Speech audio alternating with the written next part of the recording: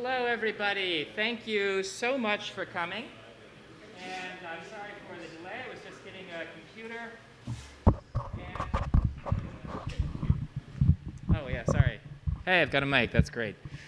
So, I'd like you to think of me as your Bitcoin dad. We all have a father. Well, we hope to have a father who teaches us some things. And, for those of you who don't have a father who's into Bitcoin, there's me. And my goal is to be an educator and a supportive voice in the Bitcoin space. And today I'm going to give a presentation on what adoption means for the future of Bitcoin. Because we think adoption is always a good thing, but as the communities change and grow larger, as communities grow larger, they change. Values change. Early Bitcoin adopters have different values than me and than you, potentially. So I've seen a lot of really amazing presentations today. This is not one of them. This is not a good presentation. I am a dad. I've spent more time changing diapers in the past 2 weeks than preparing for this presentation. So I hope you'll forgive me. So when we think about Bitcoin adoption, we have sort of two ideas in mind today. One is sovereign, self-custodied Bitcoin. The other is custodial Bitcoin, financialized Bitcoin, Bitcoin that is just as regulated as the legacy banking system in many respects. And often it has to do with custody. So what's kind of interesting, maybe to think about what Bitcoin adoption is going to look like in the future, is to look to the past, look to other technologies, other monetary periods, and see how adoption changed that monetary standard, how the common person got along, what their user experience was, and then try to apply that to current trends. So I'm going to look at the 19th century gold standard. This is considered the classical gold standard.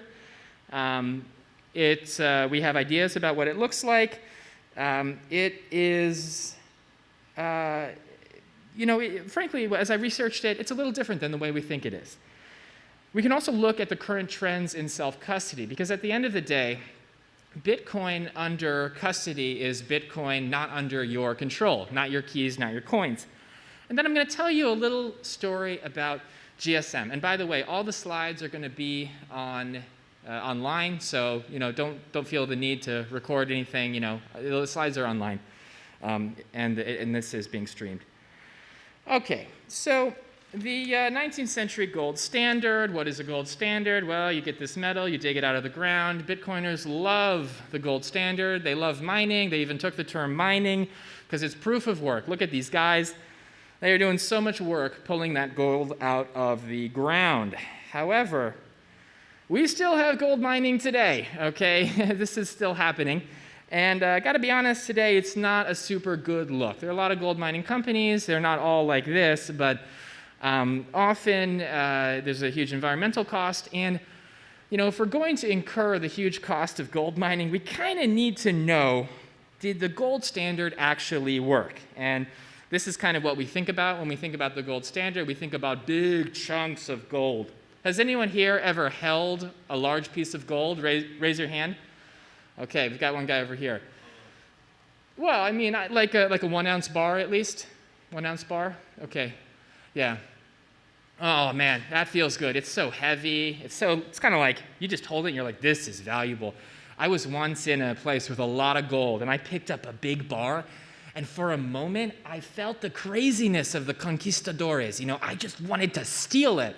And I mean, I would have been killed. So glad I didn't act on that. But I mean, I get it. There's something psychological about gold. And when we think about the gold standard in the 19th century, and pardon, I'm going to present this from an American perspective because that's where I got my data from. We think of these gold coins. We think of people transacting in gold coins, and maybe they sometimes put them in banks for safekeeping, but it was about the gold. You could always settle into gold. You could trust gold. But I have done a lot of research, and I have to ask, is that really the case? Is that really how it worked in England, Europe, North America from 1800 to about 1920. And so let's ask Winnie. Are we familiar with Winnie, also known as Winston, famous British prime minister? But actually, he was the Chancellor of the Exchequer, basically the finance minister before he was prime minister. And he is responsible for returning England to the gold standard in the 1920s. And as you gather from this quote, Winnie did not understand the gold standard very clearly. And in fact, from my research, no one did.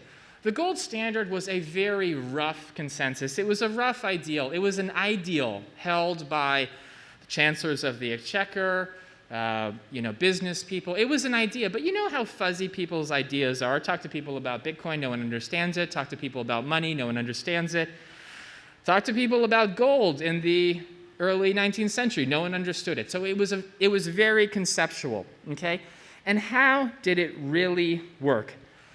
Well, this is how it worked for sovereigns. This is a picture from the Chancellor's Bank from England, I believe, and those are big old chunks of gold. And so the gold standard, in many ways, existed on the sovereign level. It existed between countries, and it was only accessible between countries. So it's kind of like a monetary layer that is essentially permissioned. And so there are still gold coins, and there's still gold jewelry, but it was not really monetary. It didn't actually have the ability to access the monetary networks of gold, which were mainly for sovereigns. What did regular people get? Well, they got these pieces of paper. And if you look in the circle, that's a $1 silver certificate, okay? And you can see there's a lot of different types of these certificates, a lot of private banks. They're making these IOUs. And actually, this one right here, this is actually a joke. I believe it's from a Harry Potter movie. But there are a lot of, it's a $3 bill. That's a joke. A fake dollar bill is a $3 bill, as fake as a $3 bill. But the thing is, there were $3 bills in circulation in the 19th century under the gold standard because there was a lot of private money creation and there was a lot of worthless money created. But the question is, why did they do it? Why did they make so many paper claims? And the answer is, structurally, there was not enough gold. Gold, technologically, as a metal, did not perform the functions of money. And so throughout the 19th century, people got gold and they put it into banks. And the banks then levered up, issued many, many claims on that gold. And it resulted in a century of massive economic expansion in the United States and England and Europe. But it also resulted in these periodic failures when there's a loss of confidence in the custodian and then you get a bank run. Kind of reminds us all of events of the last couple weeks. And these pictures are wild because you really get a sense that when confidence in the custodian fails, what happens is a lot of people try to get through a very small door. And this picture is kind of interesting because most of the pictures of bank runs from this era, you never get a picture inside the bank because the photographer cannot get inside the bank. But this is one time when you can see in the bank, and you can see that, actually I think the history of this picture is that a couple minutes later, people started climbing over the walls into the tellers. It was a riot. So, this speaks to, in many ways, a failure of the gold standard because there was so much custody.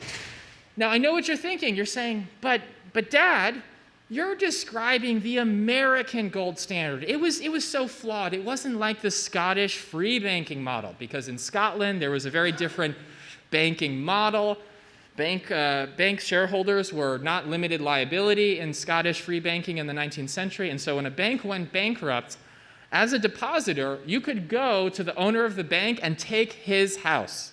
I say his because they were all men. Sorry, it was an unequal time.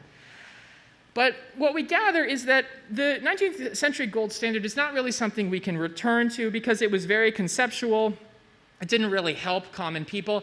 And it had technological problems even in the 19th century that would be exacerbated today. By the way, there's supposed to be like funny transitions here, but I'm on a different laptop and it's not working, so sorry, this is going to be funny. So the question is, how is Bitcoin self-custody going today? Because we saw the gold standard The inability to self-custody gold and use it as a monetary asset ended the gold standard, resulted in a bad user experience for the majority of the participants. So how about Bitcoin? Well, we have to figure out how much self-custody we have, and so I'm going to do some very rough math. We got the Ledger, it's the most popular hardware wallet. Let's assume every Ledger user also plays around with Bitcoin, including all of the altcoins they like.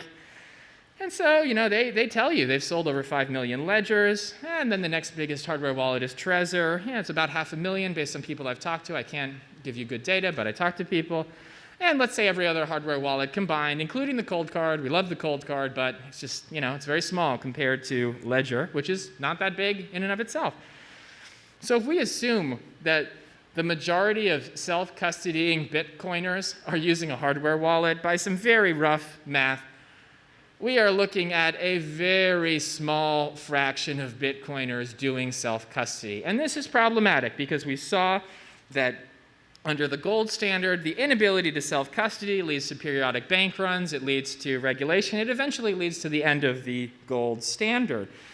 So this is kind of a problem. But how does this compare to the gold standard? Because, yeah, go ahead, what's up? Oh, the 300 million?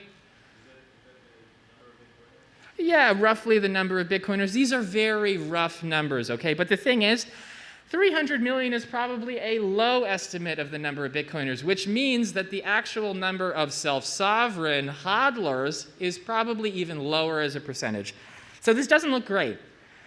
But here's the thing. How does this compare to the gold standard? It's probably better because the gold standard operated mainly at a nation-state level. Gold is actually really hard to transact in. And when you try to cash out of your bank that took your gold, you are a lot of people physically getting through a door. It's very low-tech, very hard. That system gets overwhelmed easily. Whereas with Bitcoin, self-custody is super easy. It's easy to send around. It's actually good technology.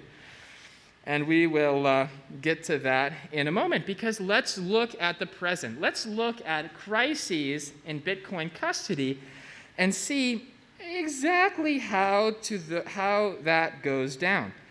So, good Lord, can you even see that? Okay. This is kind of interesting, because what we see here is that self-custody in Bitcoin peaks just before the exchange balances. Okay, I'm using exchange balances as a metric for custodial Bitcoin. There are other custodians too, but this is an available metric, so let's just think about it. We see that exchange balances actually peak before the April 2020 financial crisis. And good Lord, look how much they're down, and look how they plummet at the end of the day. That last plummet is literally the FTX panic that brings it down further. So we can see that actually exchange balances, or a metric for custodial Bitcoin usage, is going back in time. That is a very good trend.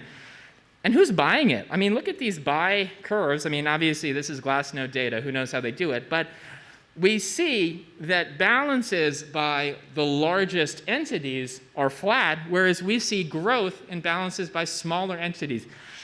This is really interesting, and this is not how the 19th century gold standard works, because what we're seeing is that in a crisis, people actually self-custody. My God, could people learn? Are people capable of learning? Who knows? Maybe. The data suggests maybe. So that's an interesting positive trend.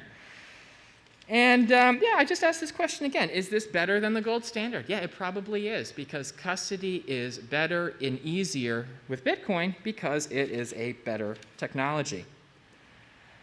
But what about GSM? Why do I bring up GSM? So there are two competing mobile wireless standards. This battle was fought out a couple decades ago. Basically, you had the standard CDMA in the US, the Americans liked it, and you had GSM everywhere else in the world, okay? And the issue with these two mobile standards is that GSM was probably a little bit better. With GSM, you get SIM cards. That means that your phone number is not actually physically tied to your device. You can change your phone number. You can change carriers. That's a little bit better consumer choice, customer experience. But in the US, the domestic networks all had CDMA networks. And if you were a US user, you had full coverage with CDMA, and you only noticed when you went international and suddenly your phone didn't work and couldn't work because everything was GSM. So maybe the world could have stayed that way. You know, one country, arguably the most economically powerful, has one weird standard and the world has another, right? I mean, why not? But no, it didn't. The US moved to the GSM standard. And we can kind of infer a little bit about that because there are some parallels with Bitcoin. You know, Bitcoin is a better technology from a user experience and a transmissibility perspective. And we can see that, you know, it's very hard to beat network effects, even if you are a monetary sovereign. Sorry, were you raising your hand? No? Okay. And, you know, even the US that has a lot of economic and political pull, in the end, it was easier for private actors and the government to revert to a global standard.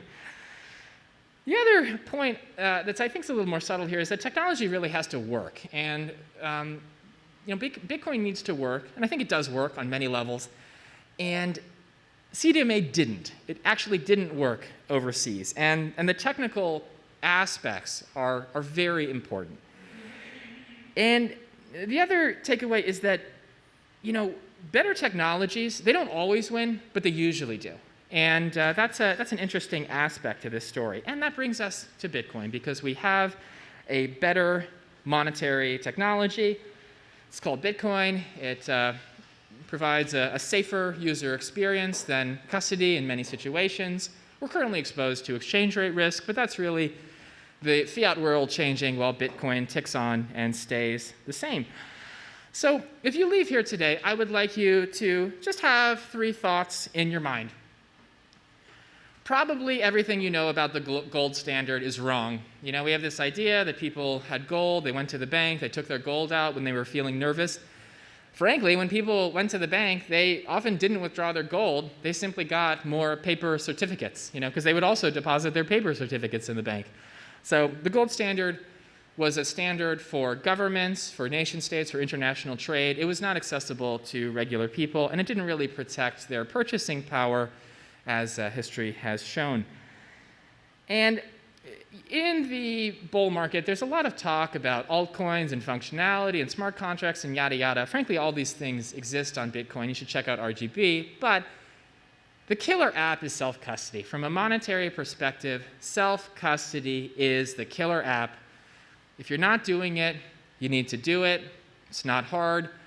And you need to do it while it's still an option, because as bank runs show us, as FTX shows us, if you wait too long, eventually that option is taken away from you.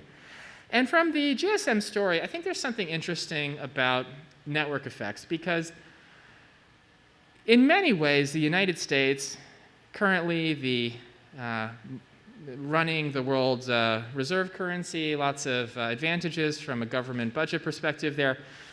But the US also has way more Bitcoin adoption than Europe, which is so weird because Europeans, the French in particular, I mean, my God, they have such a terrible history of bad monetary policy that really screws over their citizens, and yet not as much Bitcoin adoption. It's just an odd, interesting little cultural fact, but what I draw from that is that for some reason the US does seem to be a little bit on the technological forefront of Bitcoin, and oddly enough, may be very receptive to the network effects that Bitcoin provides. And so I imagine that adoption in places like El Salvador actually does move adoption in the middle towards Bitcoin too. So thank you so much for listening to my terrible presentation with slides that didn't work on a computer that doesn't belong to me. Check out my podcast, Bitcoin Dad Pod. It's available in any podcast app. You can scan that. It's the contact page to my website. Get in contact. I love talking to people, meeting new people. You know, this is a fairly technical podcast, so if you have questions about self-custody, you know, working in the tech industry. By the way, I'm wearing glasses and a mask because I work for a Fortune 500 company that's relatively conservative, and yeah, no, I don't want to have that conversation with the CIO. What are you doing in El Salvador? You know, it would be awkward. Okay, it would be awkward. So please, any questions, any thoughts, complaints, maybe a rating? What do we do? 3 out of 10, 4 out of 10, maybe? Whoa, thank you. Great. Well, there's a dog over here. This is going to get a much higher rating on the YouTube scale, I think. Bitcoin Bella. Yeah. Yeah, right. I wouldn't trust her with a seed phrase. You can't compete with a cute puppy. Yeah, why even try? Okay.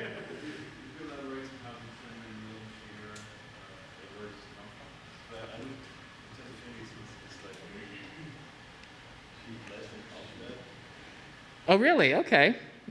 So the 300 million figure, where did I get that? I think I really pulled it out of nothing. I looked at some exchange data, some new account creation. So it's not, you don't only count people with self-custody, so you don't necessarily, if you look at Bitcoin, you look at 60%. Yeah, exactly, because the comparison that I'm getting at is that, you know, if we end up in a future where there's a Bitcoin ETF, there's a lot of Bitcoin ETFs, your grandma is putting Bitcoin in her retirement account, and actually, very quickly, we end up in a world where the majority of Bitcoin is held by custodians, and that actually is what happened with the gold standard, first in the 1940s when the European nations shipped their gold to New York to safeguard it during World War II. And then later in the Bretton Woods system when that gold never left the US and the US kind of printed gold IOUs from 1950 to 1971. I didn't get into those details because, well, actually, I probably should have. I think about them a lot, so I assumed everyone else did, but maybe not. So one issue with the gold standard is that because gold custody is difficult, it tends to centralize the holders of gold. And right now, the majority of gold in the world is held in 3 places: in the central bank in Moscow, in the New York Federal Reserve in Manhattan. Now, actually, you can visit their vaults if you know somebody. It's kind of cool. It's also depicted in the movie Die Hard 3. Really good movie, actually. I kind of enjoy it. I mean, Bruce Willis is sort of a shit, but, you know. And then the rest is in Beijing. It's or Beijing and Shanghai, so it's distributed between a couple repositories in mainland China. And also, there's a lot of gold in India, but oddly enough, India has a lot of private gold ownership in the form of jewelry. But here's the gist. If Bitcoin holding is entirely institutionalized, and the capacity to withdraw comes out, then the auditability of Bitcoin doesn't really matter anymore because you end up with these legacy finance paper Bitcoin markets that never settle on chain, and those markets, depending on their structure, can be used to influence the price of Bitcoin. If you follow the World Gold Council, which honestly I'm not sure if they're a conspiracy theory group or if they're doing legitimate research. I literally cannot tell. But the World Gold Council has a lot of information about the LBMA, the London Bullion Markets Association. And sorry, I forgot. There's another large repository of gold in London. And the LBMA is used to generate a global spot price market for gold. But here's the thing.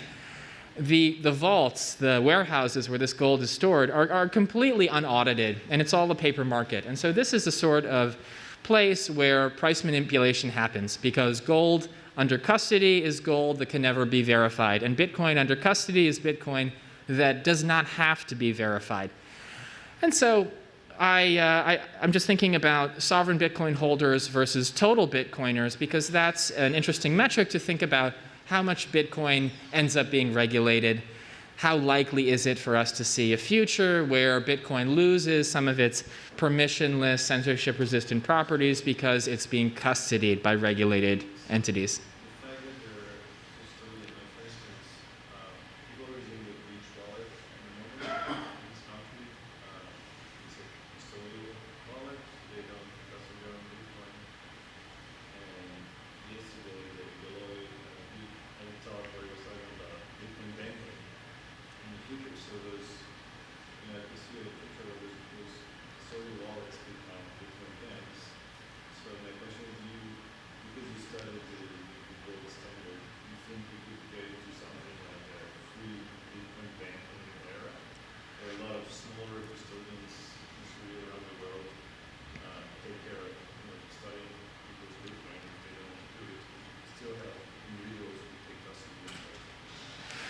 Yeah, that's a really good question. And frankly, I couldn't tell you. I don't think I've heard any good arguments for or against, because the concept of Bitcoin banking is so crazy, in the sense that if you have fractionally reserved, rehypothecated Bitcoin, this is essentially what happens during exchange runs. Mt. Gox was not fully collateralized. Mark Karpelès tried to make up the hole in his Bitcoin balance sheet and ended up committing a bunch of fraud. And if you're a Bitcoin bank and you're doing this in the open, you are going to have bank runs because it's so easy to take the Bitcoin out. And you'll have entities that are attempting to do Bitcoin arbitrage between banks, and I just imagine you would see digital bank runs with some frequency. So I see that as a potential issue. Would you plan to be fractional reserve? Would you have fractional reserve Bitcoin banking? Well, if you think back to the gold section of the talk, one problem with the traditional gold standard was actually that the monetary properties of gold didn't allow for sufficient credit growth in the United States. And so these private money banknotes, in many of them, they were actually physical representations of credit agreements from the bank. So there might be the creation of alternative assets, of Bitcoin derivative assets that function as a sort of paper money. It's hard to imagine, but frankly, I think that we're going to live in a world of fiat currencies much longer, and that they will be a transactional currency for the day-to-day spending for most people in the world far into the future. I think that Bitcoin still seems to act as a type of emergency fund, a way of getting some emergency protection against financial system and monetary system insolvency. Imagining Bitcoin banking today seems very, very early. I feel like we're in the stone age of Bitcoin, and we're already talking about banking. You know, let's wait 20 years. Let's see what happens. Okay, I don't want to go too far over. Thank you so much.